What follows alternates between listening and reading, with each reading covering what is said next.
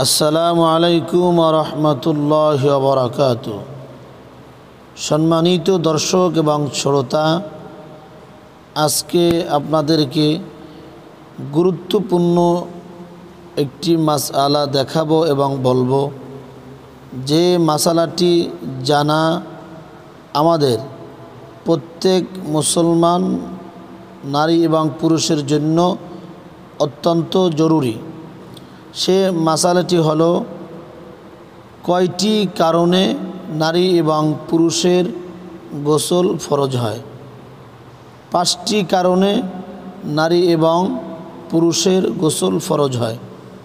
1 নম্বরে, স্বামী স্ত্রী মিলন করলে কিংবা অন্য কোনো কারণে জোশের সাথে বীর্যপাত ঘটালে। 2 নম্বর, স্বামীর লিঙ্গের শুধু অগ্রভাগ অর্থাৎ খতনার স্থান স্ত্রীর গোপনাঙ্গে প্রবেশ করলে, এক্ষেত্রে বীর্য বের হোক অথবা না হোক গোসল ফরজ হবে। 3 নম্বর, ঘুমন্ত অবস্থায় স্বপ্নদোষ হলে, তবে কাপড় বা শরীরে বীর্যের কোনো চিহ্ন পাওয়া না গেলে গোসল ফরজ হবে না, চাই স্বপ্নে যাই দেখুক না কেন। 4 নম্বর, মহিলাদের হায়েজ শেষ হলে। 5 নম্বর, নিফাসের রক্তস্রাব বন্ধ হয়ে গেলে।